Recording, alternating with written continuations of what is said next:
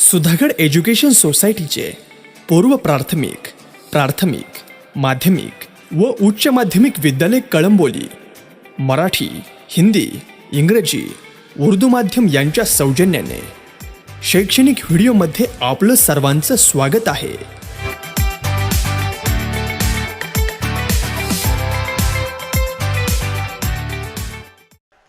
Good morning student. From last 2 days we are starting to solving the question. मागच्या 2 दिवसापासून final अकाउंटच्या क्वेश्चन्सला आपण लोकांनी सुरुवात केलेली आहे. आज आपला तिसरा क्वेश्चन आहे फायनल अकाउंटचा. In the last lecture we are learn that closing स्टॉकच्या ॲडजस्टमेंट झालेल्या होत्या, trading profit and loss, balance sheet, त्याचबरोबर बऱ्याचशा ॲडजस्टमेंट ज्या वेगळ्या वेगळ्या गणितांमध्ये आलेल्या होत्या त्या सॉल्व केलेल्या होत्या. आज आपण तिसऱ्या क्वेश्चनला सुरुवात करणार आहोत. From the following trial balance and adjustment given below, Reena and Aarti, you are required to prepared trading and profit and loss account for the year ended 31st March 2019 and balance sheet as on that date. Same as it is final account question मध्ये आपण काय करतो असतो ते म्हणजे क्वेश्चन्सला सुरुवात ते म्हणजे काय करतो असतो trading account, profit and loss आणि बॅलन्स शीट सोडवत असतो. काही क्वेश्चन्समध्ये आपण लोकांनी करंट अकाउंट बनवलं होतं, काही क्वेश्चन्समध्ये आपण लोकांनी कॅपिटल अकाउंट बनवलं होतं. करंट अकाउंट कधी बनवायचं असतं? ज्यावेळेस कॅपिटल अकाउंट आणि करंट अकाउंट दोन्ही अकाउंट दिलेले असतात त्यावेळेस आपण काय करत असतो करंट अकाउंट बनवत असतो आणि कॅपिटलची बॅलन्स जशीच्या तशी बॅलन्स शीटमध्ये पोस्ट आउट करत असतो. आता मात्र ह्या क्वेश्चन्समध्ये काय असणार आहे तर आताच्या दिलेल्या क्वेश्चन्समध्ये बघूया. कॅपिटल अकाउंट दिलेलं आहे, it means it is an fixed capital method. आताची क्वेश्चन्सची it means it is an fluctuating capital method. म्हणजे आत्ताच्या क्वेश्चनमध्ये आपण लोक पार्टनर्स कॅपिटल अकाउंट बनवणार आहोत. कुठले 3 अकाउंट्स बनवायचे आहेत? पहिलं म्हणजे तर ट्रेडिंग अकाउंट बनवायचं आहे, दुसरं म्हणजे profit and loss, trading and profit and loss both of one of the thing. Next one it is an partners capital and balance sheet. Okay. Trial balance as on 31st March 2019. नेहमीप्रमाणे पहिले question काळजीपूर्वक वाचून घ्यायचा. काय adjustment आहेत काय नाही ते बघणार आहोत. Trial balance debit side purchase 35,500, sundry debtors 40,000, sales return 1,000, opening stock 18,100, bad debts 500, land and building 25,000, furniture 20,000, discount 1,000.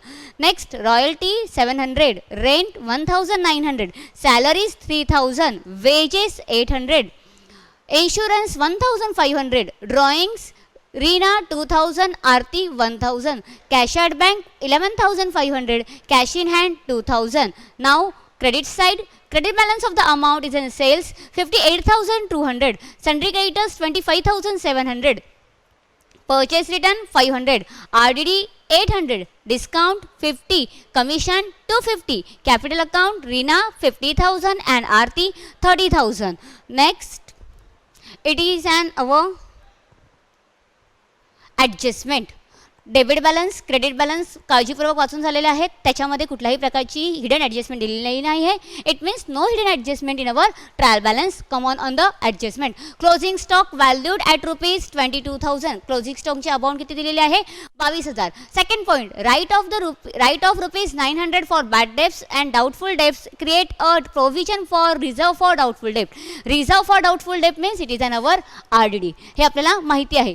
किती सांगितलेली आहे? 1,000. In the last lecture we are calculate the RDD amount, but here directly amount of the RDD should be given, so the no calculation for the RDD आपल्याला ह्या question मध्ये calculate करायची नाही आहे. ह्या क्वेश्चन मध्ये काय केलेली आहे? डायरेक्टली RDD ची अमाऊंट दिलेली आहे. इफेक्ट्स काय आहेत ते नंतर मी सांगते. Create a provision for discount on debtors 3% and creditors 5%. ही it is an a new adjustment. आतापर्यंतच्या मागच्या 2 क्वेश्चन्समध्ये ही ॲडजस्टमेंट आलेली नव्हती. Create a provision of a discount on debtors. Adjustment कशावरती आहे? डेटर्सवरती आहे. आणि दुसरी वाली त्याच्यामध्ये दुसरी ॲडजस्टमेंट आहे ती म्हणजे कशावरती आहे? क्रेडिटर्सवरती. Next point, it is an outstanding expenses. Adjustment दोन्ही क्वेश्चन्समध्ये होती.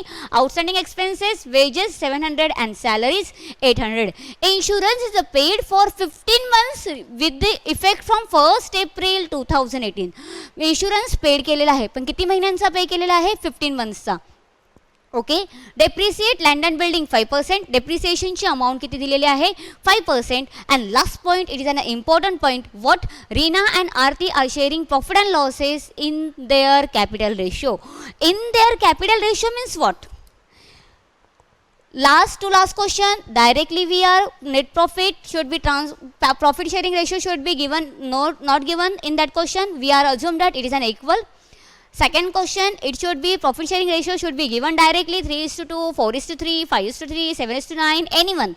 Profit sharing ratio directly given, but here the capital ratio should be profit sharing ratio should be according to the capital ratio. According to the capital ratio means what? What is a contribution of the partner? What is a contribution of the partner? It is an ratio just contribution according to the contribution. पार्टनर्सने काय amount contribute केलेली आहे त्याच्यानुसार आपल्याला काय करायचं आहे capital ratio profit sharing ratio calculate करायचा आहे. इट मीन्स 50,000 आणि 30,000. Finally 0 cancel. Then the ratio should be 5:3. In that question we should be required to calculate find out the ratio. Capital gearing रेशोनुसार काय करायचं आहे रेशो फाइंड आउट करायचा आहे. Ratio 3 पद्धतीचे असू शकतात. सगळ्यात पहिले if the ratio is not given in the question at that time it should B equal. If directly ratio is given in the question, the partner should be sharing profit and losses 3:2, 3:5, 1:1, 2:4, anything. जो काही ratio दिलेला असेल त्यानुसार. And third things, it is and what in that question asking just a capital gearing ratio. Capital ratio means ज्या रेशोनुसार आपल्याला काय दिलेलं आहे कॅपिटल त्यांनी कॉन्ट्रीब्यूट्स केलेलं आहे त्याच्यानुसारच त्यांना काय करायचं आहे प्रॉफिट्स आपल्याला द्यायचं आहे. ओके, क्वेश्चन्स प्रॉपरली वाचून झालेला आहे आपला. आता पुढचा पॉईंट आहे तो म्हणजे काय करायचं आहे क्लासिफिकेशन. क्लासिफिकेशन परचेस क्लासिफिकेशन म्हणजेच काय दिलेले डेबिट बॅलन्स आणि क्रेडिट बॅलन्स काय करायचे आहे trading profit and loss balance शीटमध्ये क्लासिफाय करायचे त्यांचं वर्गीकरण करायचं आहे. परचेस कुठे जातं ट्रेडिंगला. सनरी डेटर्स बॅलन्स शीटला. सेल्स रिटर्न ट्रेडिंगला. ओपनिंग स्टॉक ट्रेडिंगला. बॅड डेट्स प्रॉफिट अँड लॉसला. इथे मी ऑलरेडी ते पोस्ट आउट केलेलं लिहून क्लासिफिकेशन केलेलं आहे. But now we are get wholly information proper information of that where should be posted direct expenses and direct income. Where should be posted the indirect income and indirect expenses and where it is an posted the assets and liabilities. जिथे आपल्याला post out करायचं आहे most of the classification आता आपल्याला समजायला लागलेलं आहे आपल्याला माहिती आहे because of in the last year also we learn that. आपण मागच्या वर्षी शिकलेलो आहोत की क्लासिफिकेशन कुठे कुठे काय काय करायचं आहे. ओपनिंग स्टॉक कुठे जातं परचेस कुठे जातं परचेस रिटर्न कुठे जातं वेजेस कुठे जातं आहे सॅलरी कुठे जाते. मोस्ट ऑफ द टाइम फक्त कन्फ्युजिंग कुठे होऊ शकतात तुम्ही ते म्हणजे काय कॅरियज असेल तर मी सांगितलं होतं कॅरियज असेल तर कुठे फक्त ट्रेडिंगला. कॅरियज इनवर्ड असेल तर ट्रेडिंगला. कॅरियज आउटवर्ड असेल तर प्रॉफिट अँड लॉसला. इम्पोर्ट ड्युटी असेल तर ट्रेडिंगला. एक्सपोर्ट ड्युटी असेल तर प्रॉफिट अँड लॉसला. फक्त वेजेस असेल तर ट्रेडिंगला. वेजेस अँड सॅलरी असेल तर ट्रेडिंगला. फक्त सॅलरी असेल तर प्रॉफिट अँड लॉसला. अँड सॅलरी अँड वेजेस असेल तर प्रॉफिट अँड लॉसला. इतका पॉईंट फक्त व्यवस्थित काळजीपूर्वक तुम्ही लोक काय करणार आहात लक्षात घेणार आहात. आता आलो आपण लोक discount. Now the discount in both side. Discount it is and debit side as well as discount it is and credit side. Discount of the debit side should be posted on debit. It is an a paid. Discount paid केलेला आहे. हा डेबिटचा balance डेबिटला 1,000 रुपये लिहायचा आहे. And same it is an a discount on a credit side. हे 50 रुपीजचा discount काय करायचं आहे क्रेडिट साईडला प्रॉफिट अँड लॉसच्या क्रेडिटमध्ये पोस्ट आउट करायचं आहे. Royalties it is an a trading. Rent profit and लॉसला लिहायचं आहे. सॅलरी प्रॉफिट अँड लॉसला लिहायचं आहे. वेजेस ट्रेडिंगला लिहायचं आहे. इन्शुरन्स प्रॉफिट अँड लॉसला लिहायचं आहे. ड्रॉइंग 2000 ड्रॉइंग पार्टनर्सच्या कॅपिटलमध्ये लिहायचं आहे. कॅश ॲट बँक बॅलन्स शीटला लिहायचं आहे. कॅश इन हँड बॅलन्स शीटला लिहायचं आहे. येऊया क्रेडिट साईडला. सेल्स ट्रेडिंगला. सनरी क्रेडिटर्स बॅलन्स शीटला. परचेस रिटर्न्स ट्रेडिंगला. RDD प्रॉफिट अँड लॉसला. डिस्काउंट प्रॉफिट अँड लॉसला. कमिशन प्रॉफिट अँड लॉसला. आणि कॅपिटलची बॅलन्स मात्र काय करणार आहात कॅपिटलमध्ये पोस्ट आउट करणार आहात. सगळ्यांना क्लासिफिकेशन समजलेलं आहे. क्लासिफिकेशन करण्यासाठी तुम्हाला खूप वेळा ट्रेडिंग प्रॉफिट अँड लॉस आणि बॅलन्स शीट खूप वेळा वाचावं लागणार आहे. आणि 1 2 3 4 क्वेश्चन सोडवल्यानंतर ॲटोमॅटिकली तुम्हीच बोलणार आहात. नेक्स्ट क्वेश्चनमध्ये तुम्हीच मला सांगणार आहात की डायरेक्टली पोस्टिंग कुठे करायची आहे. त्यावेळेस मला सांगण्याची आवश्यकताही पडणार नाही की क्लासिफिकेशन कुठे करायचं आहे. It is not necessary that the each and every one student should be classified all these things. But sometimes if you are having some confusion of some items some expenses you should be prefer the specimen which is an given in text book. You should be find out where it is an posted that expenses. एखाद्या वेळेस एखादा item एखादा expenses याच्यामध्ये आला असेल जो तुम्हाला confuse करू शकतो तो काय करणार आहात तुम्ही पुस्तकातल्या स्पेसिमेनमध्ये फक्त चेक करणार आहात की नवीन कुठला असेल तर. अदरवाईज मोस्ट ऑफ द आपल्याला सगळे पोस्टिंग आता समजलेली आहे. आता येऊया ते म्हणजे डायरेक्टली ॲडजस्टमेंटवरती. क्लोजिंग स्टॉकची पहिली adjustment. Closing stock always should be posted on a 2 side. First one trading credit side, second one balance sheet asset side. ट्रेडिंगचा क्लोजिंग स्टॉकचा इफेक्ट आता सगळ्यांना डोळे बंद करून सांगता येतो. कोणीही विचारलं क्लोजिंग स्टॉकचे दोन इफेक्ट, कारण की बिकॉज ऑफ प्रत्येक क्वेश्चनमध्ये ती ॲडजस्टमेंट येते आणि आपल्याला माहिती आहे. क्लोजिंग स्टॉकचे दोन इफेक्ट म्हटल्यावरती काय करणार आहात तुम्ही, दोन ठिकाणी पोस्ट आउट करणार. पहिलं म्हणजे ट्रेडिंगच्या क्रेडिटला आणि दुसरं म्हणजे बॅलन्स शीटच्या असेटला. First effect closing stock should be trading credit side balance sheet asset side. फक्त प्रश्न कधी येतोय, प्रश्न येतोय तो फक्त त्यावेळेस कधी ज्यावेळेस दोन अमाऊंट असतील. तेही मी क्लॅरिफाय केलं होतं. कॉस्ट प्राईस पण दिलेलं आहे, मार्केट प्राईस पण दिलेलं आहे. कोणती अमाऊंट घ्यायची, whichever is an less. जी अमाऊंट काय केलेली असणार आहे, कमी असेल ती अमाऊंट घ्यायची आहे. कॉस्ट प्राईस कमी असेल तर कॉस्ट प्राईस घ्या, मार्केट प्राईस कमी असेल तर मार्केट प्राईस घ्या. बट क्लोजिंग स्टॉकचे दोन effect trading credit side balance sheet asset side. What is an next adjustment write off bad debts off ₹900. Bad डेब्ट्सचे दोन इफेक्ट. पहिला इफेक्ट म्हणजे काय करायचं आहे, बॅलन्स शीटच्या असेटमधून डेटर्समधून minus. Second effect profit and लॉसच्या डेबिटला बॅड डेब्ट्समध्ये प्लस. बॅड डेब्ट्सचा फॉर्म्युला काय सांगितलेला होता, bad debts add new bad debts add new RDD less old RDD. New bad debts म्हणजेच कुठले आपले हे ₹900 जे दिलेले आहेत हे आपले काय आहेत, न्यू बॅड डेब्ट्स. आणि न्यू बॅड डेब्ट्स कुठे लिहायचे असतात, पहिलं म्हणजे बॅड डेब्ट्समध्ये प्लस करायचं आणि दुसरं म्हणजे सन्ड्री डेटर्समधून काय करायचं आहे, मायनस करायचं आहे. Create RDD ₹1,000. ₹1,000 काय केले, RDD दिलेले आहे. RDDचे पण सेम इफेक्ट. पहिलं म्हणजे बॅलन्स शीटच्या असेटमधून डेटर्समधून minus. Second effect profit and लॉसच्या डेबिटमध्ये बॅड डेब्ट्समध्ये plus.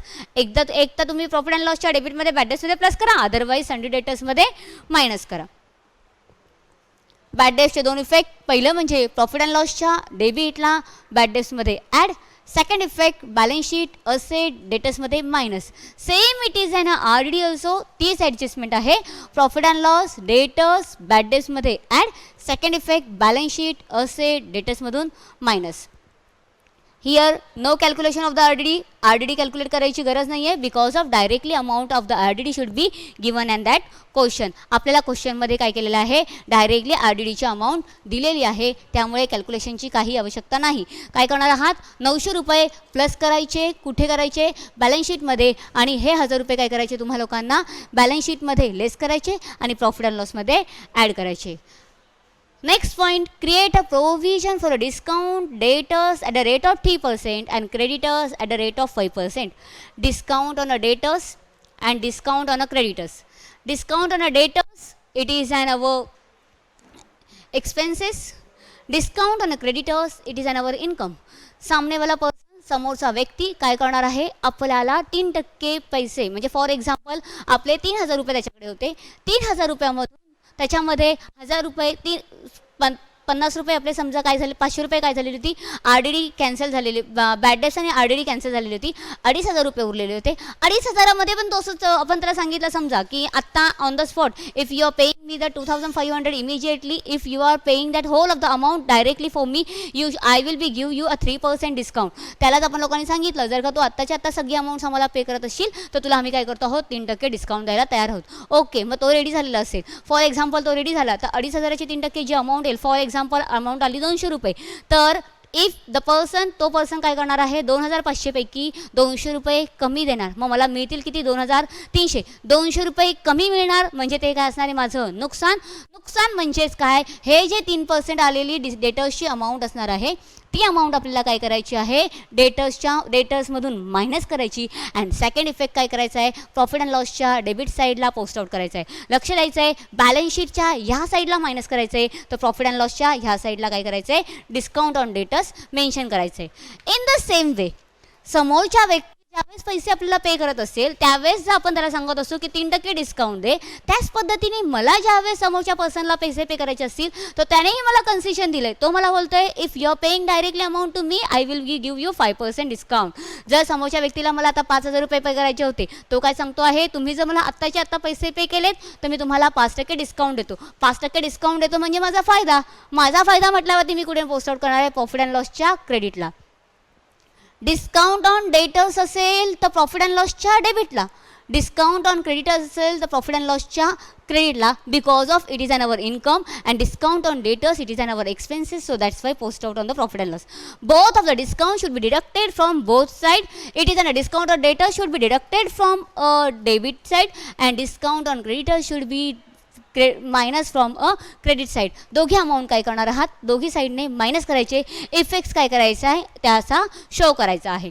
Okay, now question in and mind, what is an amount on a debtors should be calculated 3%. कोणत्या अमाऊंटवरती 3% कॅल्क्युलेट करायचे, लक्ष द्यायचं आहे. डिस्काउंट ऑन अ डेटर्सची अमाऊंट कॅल्क्युलेट करताना पहिलं म्हणजे तर क्वेश्चन्समध्ये आपल्याला डेटर्सची अमाऊंट किती दिलेली आहे, डेटर्सची अमाऊंट दिलेली आहे 40,000. अमाऊंट किती दिलेली आहे 40,000. बॅड डेट्समध्ये सेकंड ॲडजस्टमेंटमध्ये होती ती किती होती 900 रुपये. 40,000 minus 900 amount should be 39,100. RDD should be 1,000. 39,100 minus 1,000, the amount should be 38,100. Now we are required to pay the amounts on the debtors. It is now we are receiving the amount from the debtors, it is 38,100, but we will give a discount on them. At that time the discount amount should be calculated not on a 40,000, not on a 39,000. The amount should be calculated whichever the amount is remaining here. त्याच्यावरती जी amount आपल्याकडे उरलेली असेल त्या अमाऊंटवरती आपल्याला काय करायचं आहे 3% discount calculate करायचं आहे. 3% अमाऊंट कॅल्क्युलेट केली तर अमाऊंट आपली येते 1,143. 10 कॅन्सल, 3 1 जा 3, 3 8 जा 24, कॅरी 2, 3 3 जा 9 + 2 = 11. So the 1,143 it is an our discount. डिस्काउंटची अमाऊंट कशी आली कळली. पहिले काय करायचं आहे डेटर्सची अमाऊंट लिहायची आहे. First of all we are write down the debtors amount, taken the write off amount the 40,000. Then after deduct the bad debts. After deducting the bad debts you should be deduct the RDD, and whatever the amount is remaining on that we should be calculate the given discount. दिलेला discount remaining amount वरती काय करायचं आहे calculate करायचं आहे. 38,100 वरती 3% काढलंय, amount आली आपली 1,140, 1,143. 38,100 मधून 1,143 वजा केले, फायनली उरले आपले 36,957 रुपये. वन्स अगेन पुन्हा एकदा पहिल्यांदाच आलेला पॉईंट आहे म्हणून एक्सप्लेन करते. इथपर्यंत आपल्या सगळ्यांना माहिती आहे, इथपर्यंत आपण शिकलेलो आहोत, आपल्याला हे सगळं काय आहे माहिती आहे. इथपर्यंत मागच्या दोन्ही क्वेश्चन्समध्ये झालेलं होतं. बॅड डेट्स काय करायचे असतात मायनस करायचे असतात, RDD काय करायचे असते मायनस करायचे. डिस्काउंटचा पॉईंट पहिल्यांदाच आलेला आहे, डिस्काउंटचे ॲडजस्टमेंट येण्याचे चान्सेस पण आहेत. सो दॅट्स वाय फक्त लक्ष द्यायचं आहे. काय करणार आहात, पहिले डेटर्सची अमाऊंट घ्यायची, डेटर्समधून बॅड डेट्स काय करायचे मायनस, इथे मायनस केले तर प्रॉफिट अँड लॉसमध्ये काय करायचे प्लस, RDD इकडे मायनस केलेली आहे, प्रॉफिट अँड लॉसमध्ये काय करायची plus. 40,000 minus 900, 39,100. 39,100 minus RDD 1,000. The amount should be 38,100. 38,100 the amount on that we are calculating a 3%. 3% amount calculate केली ती आली 1,143. So the 38,100 minus 1,143, the amount should be 36,957. In that adjustment, the next part it is a discount on creditors. त्याच ॲडजस्टमेंटमध्ये दोन parts केलेले होते. एक discount on debtors 3% सांगितला होता आणि डिस्काउंट ऑन क्रेडिटर्स 5% सांगितलेला होता. डिस्काउंट ऑन क्रेडिटर्सची अमाऊंट किती होती क्वेश्चनमध्ये, क्रेडिटर्सची अमाऊंट दिलेली आहे ती म्हणजे किती 25,700. It's an easiest point, so no calculation more. 25,700 into 5/100, 10 cancel, 5 7s are 35, carry 3, 5 5s are 25, plus 3 is equal to 28, 5 2s are 10, plus 2 is equal to 1,285. 5 5 7 35 5, हातच्याला 3, 5 5 25 अधिक 2, त्याच्यानंतर हातच्याला 2, 5 10 आणि 2 12, 1,285 कॅल्क्युलेट केलेले आहेत. आता याचे दोन इफेक्ट्स म्हणजे काय, याचे दोन इफेक्ट्स म्हणजे काय की पहिलं म्हणजे काय करायचं तुम्हाला आपल्या प्रॉफिट अँड लॉसच्या क्रेडिट साईडला मेन्शन करायचं आहे आणि दुसरं म्हणजे बॅलन्स शीटच्या लायबिलिटीज क्रेडिटर्समधून मायनस करायचे. Why it should be credit, because of we are required to pay the amount 25,700, but now we are required to pay the amount only amount, जी अमाऊंट आपल्याला काय करायची आहे 25,700 मधून मायनस करून जी अमाऊंट पे करायची आलेली असणार आहे ती अमाऊंट आपल्याला फक्त पे करावी लागणार आहे. So that's why it should be write down there. ठीक आहे, दोन्ही ॲडजस्टमेंट कळल्या. पहिलं म्हणजे क्रिएट RDD आणि पहिला पार्ट म्हणजे क्रिएट डिस्काउंट आणि second part is an create discount on creditors. डेटर्सचा आणि क्रेडिटर्सचा दोघी झालेला आहे. Now it is an outstanding expenses. No new adjustment, सगळ्यांना ही ॲडजस्टमेंट माहिती आहे आणि आता सगळ्यांच्या लक्षात पण आलेलं आहे. ते म्हणजे काय आउटस्टँडिंगचे दोन इफेक्ट. पहिले म्हणजे काय करायचं आहे आपल्याला वेजेसमध्ये प्लस करायचं, सॅलरीजमध्ये प्लस करायचं रेंट असेल तर रेंटमध्ये प्लस करायचं, ट्रॅव्हलिंग एक्सपेन्सेस असेल तर ट्रॅव्हलिंग एक्सपेन्सेसमध्ये करायचं आहे. Outstanding expenses always should be plus. Outstanding expenses काय करायचं आहे, पर्टिक्युलर एक्सपेन्सेसमध्ये प्लस. आणि सेकंड इफेक्ट रट्टा झालं आहे, इकडे प्लस करायचं आहे म्हणजे काय करायचं आहे, बॅलन्स शीटच्या लायबिलिटीला लिहायचं आहे, बॅलन्स शीटच्या लायबिलिटीला. दोन्ही इफेक्ट्स, पहिला इफेक्ट म्हणजे आउटस्टँडिंग एक्सपेन्सेस पर्टिक्युलर एक्सपेन्सेसमध्ये ॲड, आणि सेकंड इफेक्ट म्हणजे काय, बॅलन्स शीटच्या लायबिलिटीला लिहायचं आहे. नेक्स्ट पुढचा पॉईंट आहे तो म्हणजे insurance paid for 15 months with effect from 1 April 2018. Now we are paying a insurance. आता जी इन्शुरन्स आपण लोकांनी पे केलेली आहे ती किती महिन्यासाठी आहे, 15 महिन्यासाठी. We are paying a insurance for 15 months. But now we are calculating the profit and loss for a 12 months, not for a 15 months. Now it means we are paying insurance advance in a 3 months. 3 महिन्याचा insurance आपण लोकांनी काय केलेला आहे, ॲडव्हान्समध्ये pay केलं आहे. Whenever we are paying expenses in advance it is an a prepaid. ज्यावेळेस कुठलाही एक्सपेन्सेस आपण लोक काय करत असतो, ॲडव्हान्समध्ये पे करत असतो, तो म्हणजे काय असतो, प्रीपेड. त्या इन्शुरन्सची अमाऊंट किती दिलेली होती, total insurance amount should B of 1500. 1500 should be paid for a 15 months. Then how much for a 12 months? 15 महिन्यासाठी जर 1500 रुपये पे करत आहोत तर 12 महिन्यासाठी किती, किंवा सोपं 15 महिन्यासाठी 1500 रुपये तर एका महिन्यासाठी किती, हे इझी आहे. ओके, 1500 15 महिन्यासाठी तर एका महिन्यासाठी किती येतील तुमचे 100, तर 12 महिन्यासाठी किती येतील 1200. टोटल एक्सपेन्सेस किती पे करायचे होते मग, 1200 रुपीज.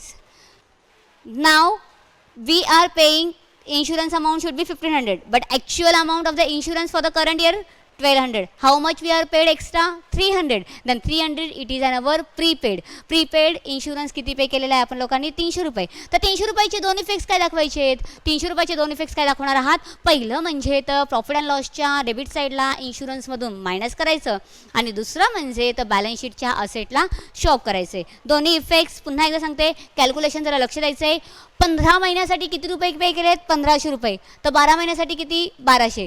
सोपं असेल, कॅल्क्युलेशन कळत असेल तर ठीक आहे, जर नसेल कळत तर सगळ्यात बेस्ट ऑप्शन आहे 15 महिन्यांसाठी. For we are paying a insurance for 1500 for 15 months. Then 1 month 100, 12 months 1200. We are paying for 1500 but we required to pay only 1200. 300 it is paid in extra, so 300 it is an our prepaid expenses. Prepaid expenses should be posted on a balance sheet asset side. And second things it is an deducted from a insurance. आपण काय करणार आहोत, दुसऱ्या इन्शुरन्समधून minus करणार आहोत. Prepaid इन्शुरन्सचे दोघी effects, एक म्हणजे profit and loss debit side इन्शुरन्समधून मायनस, आणि सेकंड इफेक्ट बॅलन्स शीटच्या असेटला शो ऑफ केलेला आहे. 1200 रुपीज कसे आले समजले सगळ्यांना. काय सांगितलं मॅडमने, 1500 रुपये काय करायचे, 15 महिन्यासाठी 1500 रुपये पे केले आहेत, तर 12 महिन्यासाठी किती.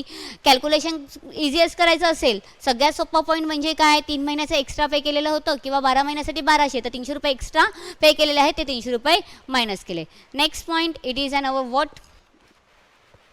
Next adjustment. इन्शुरन्सची ॲडजस्टमेंट झाली, आउटस्टँडिंग एक्सपेन्सेस झाली. पुढचा पॉईंट आहे तो म्हणजे depreciate land and building. Depreciation of the land and building it is an about 5%. 5% डेप्रिसिएशनची अमाऊंट कॅल्क्युलेट करायची आहे. डेप्रिसिएशनचे दोघी effect, depreciation land and building amount should be 25,000. 5% calculate करायचं आहे. 1010 should be cancel. 250 into 5 1250. Okay, easiest point आहे, त्यामुळे जास्त एक्सप्लेनेशनची काय आवश्यकता नाही आहे. डेप्रिसिएशनचे दोन effect, first of all particular असेटमधून काय करायचं, मायनस, आणि दुसरं म्हणजे काय करायचं आहे, प्रॉफिट अँड लॉसच्या डेबिटला लिहायचं आहे. डेप्रिसिएशनचे दोन इफेक्ट, कुठलंही डेप्रिसिएशन असू दे, कम्प्युटरवरती डेप्रिसिएशन असलं तरी देखील कम्प्युटरमधून काय करायचं, मायनस करायचं. लँड अँड बिल्डिंग असलं तर लँड अँड बिल्डिंगमधून मायनस करायचं. फर्निचर असेल तर फर्निचरमधून मायनस करा. कम्प्युटर असेल तर कम्प्युटरमधून मायनस करा. जे काही असेट्स दिलेले असतील त्याच्यावरती डेप्रिसिएशन कॅल्क्युलेट करायचं, आणि त्या पर्टिक्युलर असेटमधून आलेली अमाऊंट काय करायची, मायनस करायची. आणि दुसरा इफेक्ट म्हणजे काय करायचं आहे, प्रॉफिट अँड लॉसला लिहायचं आहे. ठीक आहे, आता येऊया आपण लोक ते म्हणजे कुठे, कॅल्क्युलेशन्सवरती. Net profit. आता एक पॉईंट इथे तुम्हाला स्लाईडवरती दिसत असेल की net profit for the distribution.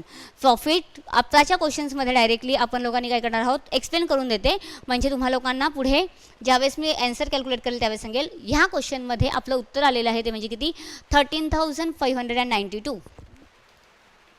बरं जाऊ द्या, पहिले क्वेश्चन डायरेक्टली सॉल्व करून दाखवते, मग नंतर तुम्हाला सांगते. लास्ट पॉईंट होता तो म्हणजे काय, Reena and Aarti sharing profit and losses. Capital ratio सांगितला, काढला आपण लोकांनी. कॅपिटल रेशो म्हणजे काय, त्यांनी कॉन्ट्रीब्यूट्स केलेल्या अमाऊंटवरती काय करायचं आहे, कॅपिटलचा रेशो काढायचा आहे. इथे कुठल्याही प्रकारचा रेशो दिलेला नाही. मॅडम कॅपिटलचा रेशो दिलेला नसेल तर तुम्ही सांगितलं आहे इक्वल डिस्ट्रीब्यूट करायचं प्रॉफिट किंवा लॉस. बरोबर आहे, हो बरोबर आहे. कॅपिटल जर अमाऊंट दिलेला नसेल, रेशो जर दिलेला नसेल तर मात्र काय करायचं आहे, आपल्याला इक्वलच डिस्ट्रीब्यूट करायचं आहे. जर डायरेक्ट रेशो दिला असेल तर रेशोनुसार करायचं आहे. इथे त्यांनी सांगितलेलं आहे, काय सांगितलेलं आहे, क्वेश्चन व्यवस्थित लक्षपूर्वक काळजीपूर्वक वाचला. त्याच्यामध्ये काय सांगितलं आहे, according to the capital ratio. Capital ratio म्हणजे काय, त्यांनी कॅपिटलची काय अमाऊंट्स कॉन्ट्रीब्यूट्स केलेली आहे त्याच्यावरती रेशो त्याचा काढून घ्यायचा आहे. तर कॅपिटल रेशोनुसार काढला तर मग किती आलं होतं, आपला कॅपिटल रेशो काय आला होता, की त्यांनी कॅपिटल किती कॅल्क्युलेट केलं होतं, 50,000 आणि 30,000. 50,000 आणि 30,000, 0 सगळे कॅन्सल केलेत, इकडे 0 सगळे कॅन्सल झालेत. फायनली रेशो काय आला आहे, 5:3. म्हणजे नेट प्रॉफिट कसा डिस्ट्रीब्यूट करणार आहात तुम्ही, नेट प्रॉफिट असू दे की एनी एक्सपेन्सेस जर कुठला दिलेला असेल तर ते डिस्ट्रीब्युशन असेल तर ते कसं डिस्ट्रीब्यूट करणार आहात, 5:3. आलेला प्रॉफिट डिस्ट्रीब्युशन्समध्ये करणार आहात. तो पॉईंट तुमच्या स्लाईडवरती तुम्हाला दिसत असेल. क्वेश्चनमध्ये आपलं नेट प्रॉफिट आलेलं आहे ते म्हणजे 13,592. ज्यावेळेस ॲन्सर सोडवेल त्यावेळेस सांगेलच, पण आता पॉईंट स्लाईडवरती आहे ते एक्सप्लेन करून टाकते. लक्ष द्या इकडे. प्रॉफिट किती आलेले आहे, 13,592. 13,592 मध्ये रीनाला किती द्यायचं आणि आरतीला किती द्यायचं, दोघांना इक्वल तर द्यायचं नाही आहे according to the capital ratio. मग ही रीना आणि ही आरती, एकीला द्यायचे आहेत 5, एकीला द्यायचे 3. म्हणजे दोघं मिळून किती झाले तुमचे 8. 8पैकी 5 रीनाला द्यायचे आहेत आणि 8पैकी 3 कोणाला द्यायचे आहेत, आरतीला द्यायचे आहेत. ओके, तर 13,592 पैकी किती, out of 8 we are giving to the Reena 5 rupees and 3 rupees for a Aarti. Then how much from a 13,592? 13,592 पैकी किती रुपये आरतीला आणि रीनाला द्यायचे, तर लक्ष द्या, 8 5 13,592 पैकी किती, क्रॉस मल्टिप्लिकेशन करायचं आहे.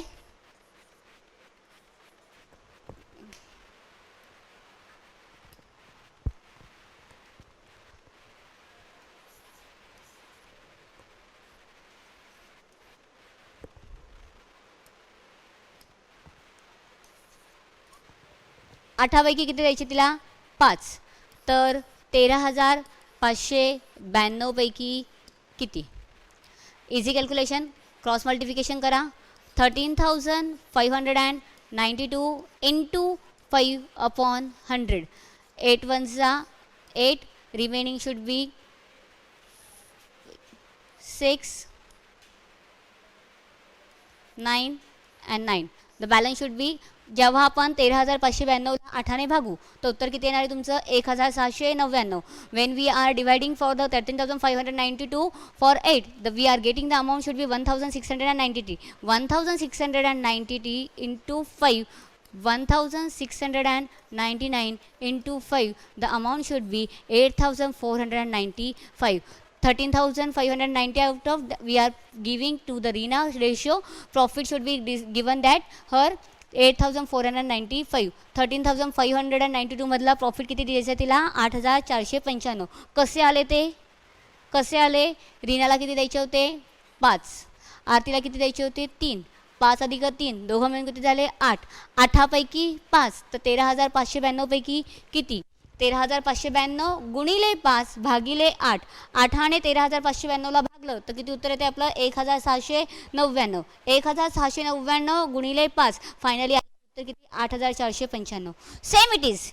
सेम इट इज आपल्याला काय करायचं आहे, आरतीचा रेशो काढायचा आहे, आरतीचा प्रॉफिट काढायचा आहे. कसं काढणार आहात, 8पैकी 3 तर 13,592 पैकी किती, सेम कॅल्क्युलेशन करणार आहात.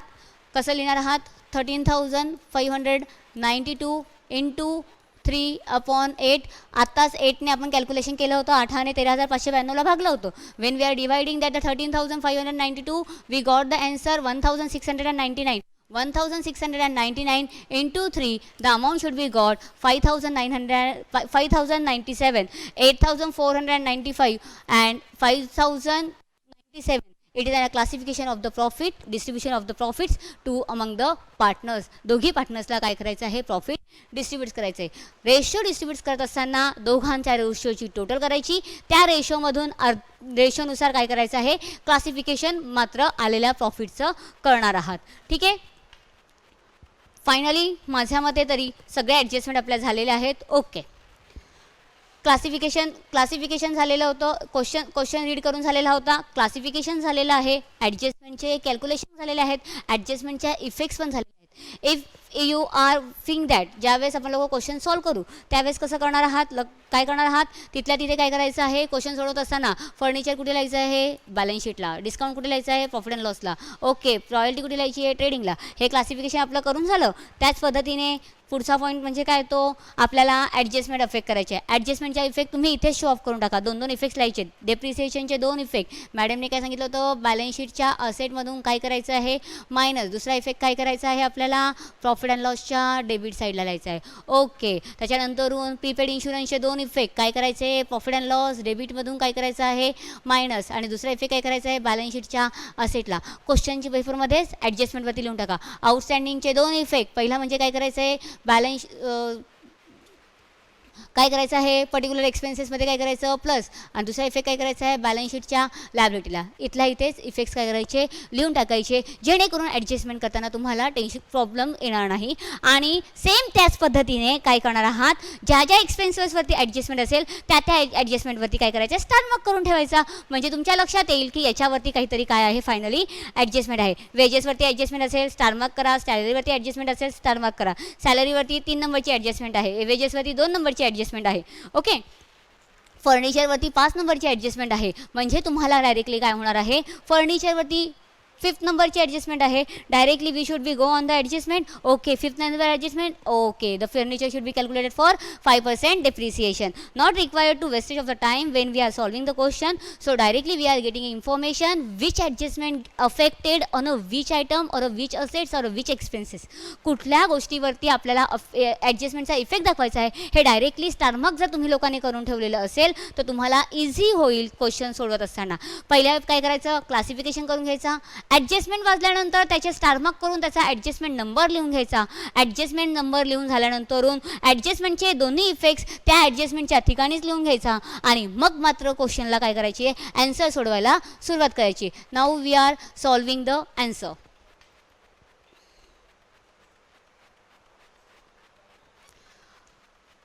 आता ॲन्सर सोडवायला सुरुवात करणार आहात. सगळा क्वेश्चन एक्सप्लेन करून झालेला आहे. फक्त काय करायची आपल्याला, पोस्टिंग करायची. म्हणजे काय, ट्रेडिंगचं ट्रेडिंगमध्ये लिहून घ्यायचं आहे, प्रॉफिट अँड लॉसचं प्रॉफिट अँड लॉसला, बॅलन्स शीटचं बॅलन्स शीटला आणि पार्टनर्स कॅपिटलचं पार्टनर्स कॅपिटलला. सगळ्यात पहिलं दिलं होतं ते म्हणजे काय, परचेस कुठे लिहायचं असतो, ट्रेडिंगला. So purchase should be write down on a trading. Purchase काय केलं आपण लोकांनी इथे ट्रेडिंगमध्ये काय केलेलं आहे, पोस्ट आउट केलेलं आहे 35,500. ओके, नेक्स्ट पॉईंट काय दिलेला आहे त्यांनी, सन्ड्री डेटर्स कुठे आहे आपले, इथे बघा बॅलन्स शीटमध्ये असेट्समध्ये आपण लोकांनी लिहिले आहे सन्ड्री डेटर्स. अमाऊंट काय केलेली आहे, पोस्ट आउट्स केलेली आहे. Next point, it is an sales return debit balance आहे, मात्र काय करायचं आहे, क्रेडिट साईडला पोस्ट आउट करायची आहे. लक्ष द्यायचं इकडे, सन्ड्री डेटर्समधून काय, सेल्स रिटर्न काय केलेलं आहे, सेल्समधून मायनस केलेले आहेत, इथे 1,000 रुपीज मायनस झालेला आहे. पुढचा पॉईंट आहे opening stock should be posted on a trading debit side. आता ओपनिंग स्टॉक आणि क्लोजिंग स्टॉक हे 2 इफेक्ट्स तुमच्या पूर्णपणे पाठ झालेले आहेत. ओपनिंग स्टॉक मॅडम ट्रेडिंगच्या डेबिटला लिहायचं असतं, तर क्लोजिंग स्टॉक काय करायचं असतं, ट्रेडिंगच्या क्रेडिटला आणि बॅलन्स शीटच्या असेट्सला. पूर्णपणे आपल्या काय झालेलं आहे, लक्षात आलेलं आहे. ओके, पुढचा पॉईंट आहे तो म्हणजे बॅड डेट्स काय करायचं आहे, प्रॉफिट अँड लॉस. बॅड डेट्सच्या 4 गोष्टी नेहमी लक्षात ठेवायच्या. बॅड डेट्सच्या 4 गोष्टी नेहमी लक्षात ठेवायच्या म्हणजे काय, ट्रायल बॅलन्सचं बॅड डेट्स काय करायचं आहे, बॅड डेट्समध्ये लिहायचं. ओके, त्याच्यानंतर ॲडजस्टमेंटचे बॅड डेट्स 2 ठिकाणी लिहायच्या. ॲडजस्टमेंटच्या बॅड डेट्स म्हणजे ही वाली जी 900 रुपये आपण वाचली होती, ॲडजस्टमेंट नंबर 2nd नंबरची ॲडजस्टमेंट वाचली होती, आठवत आहे, त्याच्यामध्ये होतं ना, creates bad debts for ₹900 and a new RDD for 1,000. 1,000 रुपये न्यू ऑर्डी होती आणि 900 रुपये बॅड डेट्स होते. हे 900 रुपये काय केलेत इकडे, हे लिहिलेलं आहे. फॉर्म्युला लक्षात ठेवायचं आहे, पाठ करून घ्यायचं आहे, रट्टा मारायचा असं म्हटलं तरी चालेल. काही झालं तर डायरेक्टली लिहून घ्यायचं, bad debts add new bad debts add new RDD less old RDD. डेटसचा formula, debts less bad debts less new RDD. त्या पद्धतीने काय करणार आहात तुम्ही, फायनली हे सगळं लिहून घेणार आहात. आता पहिला पॉईंट म्हणजे काय होतं, बॅड डेट्सच्या आपण काय केलेली आहे ते लिहून घेतलेली आहे. पुढचा पॉईंट आहे तो म्हणजे land and building. Land and building काय करणार आहात तुम्ही, बॅलन्स शीटमध्ये असेट्सला लँड अँड बिल्डिंग लिहिलेले आहे 25,000. Next point it is an furniture. फर्निचरची अमाऊंट पण इथे आपण लोकांनी काय केलेली आहे लिहिलेली आहे. इथे फर्निचरची अमाऊंट 20,000 रुपीज शो ऑफ करून लिहिलेली आहे. पुढचा पॉईंट आहे तो म्हणजे डिस्काउंट. डिस्काउंट प्रॉफिट अँड लॉसमध्ये लिहायचं आहे. डिस्काउंट इथे काय केलेलं आहे ते 1,000 रुपये लिहिलेलं आहे. आता कन्फ्यूज व्हायचं नाही, डेबिटला लिहायचं की क्रेडिटला लिहायचं. Debit amount should be posted on a debit side, credit amount should be posted on a credit side. डेबिटची अमाऊंट डेबिटलाच लिहायची, क्रेडिटची अमाऊंट क्रेडिटलाच लिहायची. त्यामुळे कन्फ्यूज व्हायचं नाही. डिस्काउंट रिसीव्ह असेल की डिस्काउंट पेड असेल काहीही विचार न करता डायरेक्टली डोळे बंद करून डेबिटचा डिस्काउंट आहे ना डेबिटला पोस्ट आउट करायचा, क्रेडिटचा डिस्काउंट आहे ना क्रेडिटला पोस्ट आउट करायचा. Next point it is an royalty. Royalty काय करणार आहात तुम्ही लोक, इथे ट्रेडिंगमध्ये तुमची रॉयल्टीची अमाऊंट लिहिलेली आहे 700 rupees. Next point rent. Profit and लॉसमध्ये इथे लिहिलेलं असणार आहे रेंट लिहिलेलं आहे 1,900. पुढचा पॉईंट आहे तो म्हणजे सॅलरी. सॅलरी इथे लिहिलेली आहे तुमची, सॅलरी पण लिहून ठेवलेली आहे 3,000 रुपये. काही अमाऊंट्स इनर कॉलममध्ये लिहिलेले आहेत, काही अमाऊंट्स आउटर कॉलममध्ये लिहिलेले आहेत.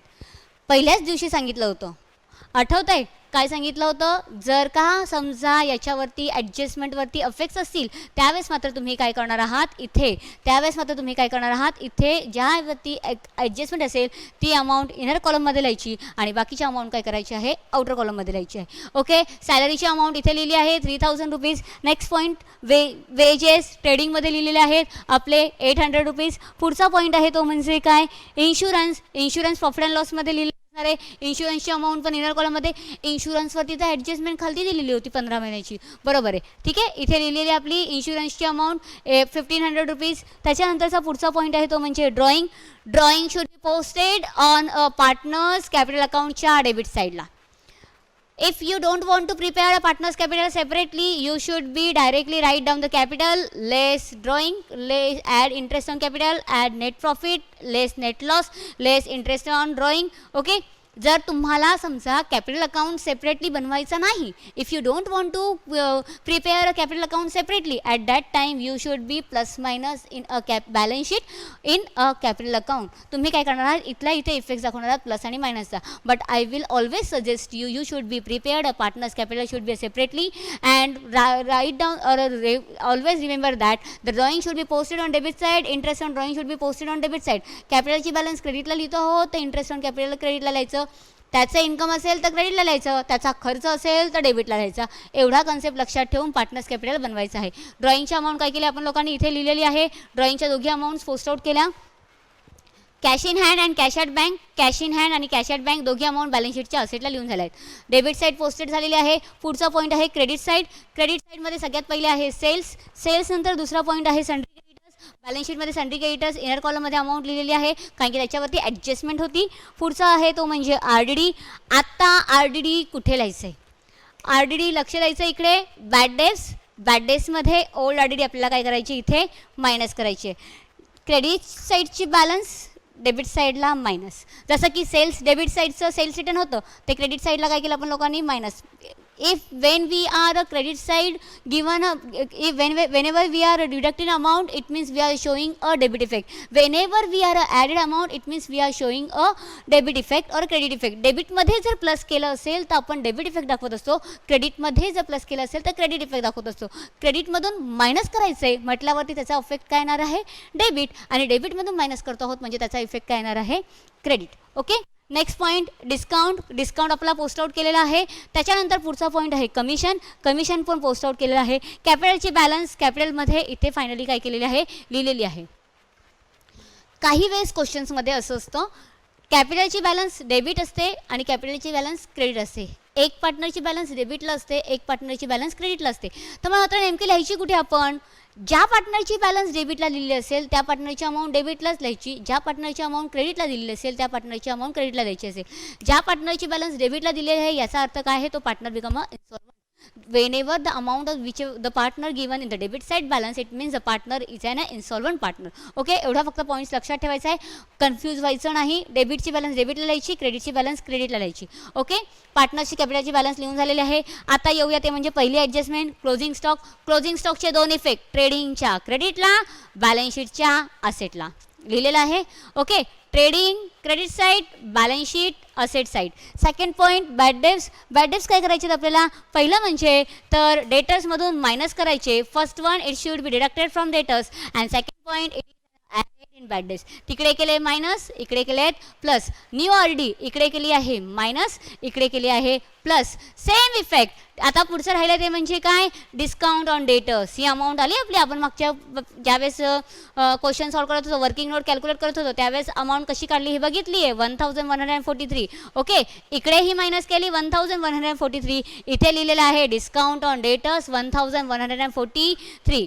ओके, पुढचा पॉईंट आहे तो म्हणजे काय? Create RDD on discount, discount on debtors. इकडे केला मायनस, इकडे केलं आहे, इकडे लिहिलेलं आहे डिस्काउंट ऑन क्रेडिटर्स. इकडे मायनस केलं आहे, इकडे लिहिलं आहे डिस्काउंट ऑन क्रेडिटर्स. का पोस्ट आउट केलं ते सांगितलं. हे आपलं इन्कम आहे, हे आपलं एक्सपेन्सेस आहे. समोरचा व्यक्ती आपल्याला पे करणार होता 38,100 रुपये, आता मात्र पे करतोय 36,957 रुपये. हा आलेला डिस्काउंट आपल्याला पे करणं, आपण त्याला डिस्काउंट दिलेलं आहे, आपल्याला ते मिळणार नाही, आपलं नुकसान. म्हणून इकडे त्याच पद्धतीने आपल्याला पे करायचे होते एखाद्या व्यक्तीला.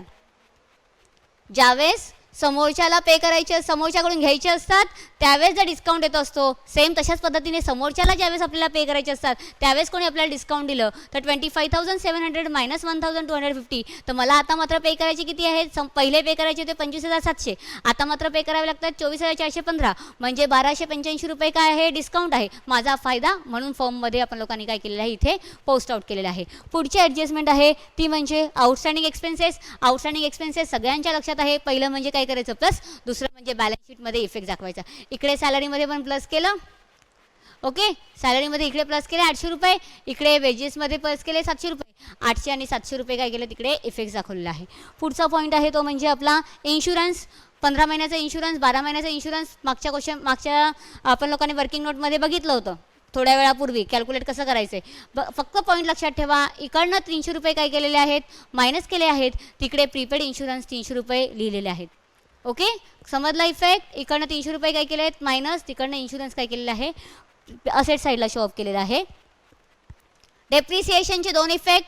पहिलं म्हणजे डेप्रिसिएशन, इकडनं काय केलं? मायनस. दुसरं आपल्याला डोळे बंद करून माहिती आहे प्रॉफिट अँड लॉसच्या डेबिटमध्ये लिहायचं आहे डेप्रिसिएशन, इथे लिहिलेलं आहे डेप्रिसिएशन. तिकडे इकडे केलं आहे मायनस, इकडे प्रॉफिट अँड लॉसच्या डेबिट साईडला second effect. And finally question posting झालेली आहे. ॲडजस्टमेंटचे इफेक्ट्स देऊन झालेले आहे. Now we are calculating the gross profit और ग्रॉस लॉस. मागच्या दोन्ही क्वेश्चन्समध्ये सांगितलेलं होतं, पुन्हा एकदा सांगते काय करायचं आहे. ट्रेडिंगची क्रेडिट साईड प्लस ट्रेडिंगची डेबिट साईड, दोघी साईड प्लस करायची. डेबिट साईड पण प्लस करून ठेवायची, क्रेडिट साईड पण प्लस करून ठेवायची. पेन्सिल लिहून ठेवायचं. 99.9% become a gross profit, some point become a chances of the loss. बऱ्याचदा क्वेश्चनमध्ये ग्रॉस प्रॉफिटच असतं, म्हणजे क्वेश्चनमध्ये लॉस येणार नाही अशातला भाग नाही. कधी कधी लॉस येण्याची पण शक्यता असते, पण लक्षात ठेवायचं आहे नेहमी काय असतं? प्रॉफिट असतं. लॉस खूप कमी चान्सेस असतात. ह्या साईडच्या ट्रेडिंगची क्रेडिट साईड टोटल केली, ट्रेडिंगची डेबिट साईड टोटल केली. इथे एक अमाऊंट मायनस केलेली आहे, ती अमाऊंट काय आहे? ह्या साईडची टोटल. मी दरवेळेस मागच्या दोन्ही वेळेस सांगितलं होतं की मी ह्या साईडची टोटल करून ही अमाऊंट कशी आलेली आहे. 23,900 how it should be came? It should be came this total of the trading credit side, it is an 79,200. 79,200 minus 55,900, the amount should be 23,900. 79,200 मधून 55,300 मायनस केलं तर हे 55,300 कसे आले हे तुम्हाला माहिती आहे. ओके, ह्या साईडची टोटल केलेली आहे ती इथे लिहिलेली होती. ह्या टोटलमधून ट्रेडिंगच्या क्रेडिट साईडच्या टोटलमधून डेबिट साईडची टोटल वजा केली तर finally we got the gross profit. Gross profit should be transferred to the profit and loss. Now same procedure. Profit and लॉसची डेबिट साईड टोटल करा, प्रॉफिट अँड लॉसची डेबिट साईड, प्रॉफिट अँड लॉसची credit side. If it is on a credit side is more than debit side means gross profit. If debit side is a more than the credit side means net loss. Debit side काय आहे? जास्त, credit side कमी म्हणजे net loss. Credit side जास्त, debit side कमी म्हणजे काय आहे? प्रॉफिट. ह्या साईडची टोटल केली, टोटल आली 25,485. 25,485 minus 13,893. The amount should be 13,592. तर 13,592 should be classified in two 2 parts. दोघी पार्ट्सला डिस्ट्रीब्यूट करायची. ते आपण लोकांनी मागच्या वेळेस बघितलेलं होतं. इथे आपण लोकांनी काय केलं होतं? कॅल्क्युलेट करताना कशी कॅल्क्युलेट करायची ऑलरेडी आपण लोकांनी काय केली होती ती बघितलेली होती. थोडंसं खाली घे.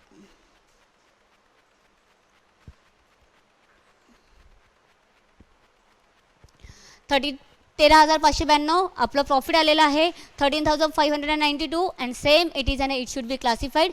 कसं क्लासिफाईड केलं आहे हे आपण लोकांनी पहिले मी तुम्हाला लोकांना सांगितलेलं आहे. ओके, दोघी पार्टनर्सला काय केलेलं आहे, प्रॉफिट डिस्ट्रीब्यूट केलेलं आहे. ग्रॉस प्रॉफिट कॅल्क्युलेट करून झालं आहे, प्रॉफिट ट्रान्सफर करून झालं आहे, प्रॉफिट अँड लॉसवरतून नेट प्रॉफिट कॅल्क्युलेट करून झालेलं आहे. नेट प्रॉफिट काय केलेलं आहे, पार्टनर्सला डिस्ट्रीब्यूट करून झालेलं आहे. पार्टनर्सला डिस्ट्रीब्यूट करून झालेलं आहे. इकडे आत्ता मात्र पार्टनर्सची बॅलन्स फाइंड आउट केली आहे. पार्टनर्सची कॅपिटल बॅलन्स फाइंड आउट केली, ती कशी केली आहे, 50,000 plus 8,495 total should be 58,495 minus debit side it is and 2,000 the balance should be 56,495. The balance of partner should be transfer to the balance sheet. आता ही बॅलन्स काय केलेली आहे आपण इकडे इथे कॅपिटलला ट्रान्सफर केली. ही बॅलन्स कशी आली, सेम क्रेडिट साईडची टोटल करा, क्रेडिट साईडच्या टोटलमधून डेबिट साईडची टोटल वजा करा आणि बॅलन्स काय करायची आहे इकडे ट्रान्सफर करायची आहे. या क्वेश्चनमध्ये पार्टनर कुठलाही इन्सॉल्वंट नाही, म्हणजे डेबिट बॅलन्स आलेली नाही, म्हणजे डेबिट साईडला लिहायचं नाही. बॅलन्स क्रेडिट साईडला आहे, ती क्रेडिट साईडची बॅलन्स आपण लोकांनी काय केले इकडे पोस्ट आउट केलेली आहे. ओके, आता काय करणार आहात, असेट्स आणि liabilities. Finally total should be a tally. काय केलं, पोस्टिंग करून झाली, ग्रॉस प्रॉफिट फाइंड आउट केलं, ग्रॉस प्रॉफिट फाइंड आउट केल्यानंतरून नेट प्रॉफिट फाइंड आउट केलं, नेट प्रॉफिट पार्टनर्सला डिस्ट्रीब्यूट केलं, पार्टनर्सची बॅलन्स शीटला घेतली आणि फायनली असेट्स आणि लायबिलिटीज दोघी काय केलेलं आहे, टॅली केलेलं आहे. पुढच्या क्वेश्चन्समध्ये पुढचा क्वेश्चन्स घेऊया आपण.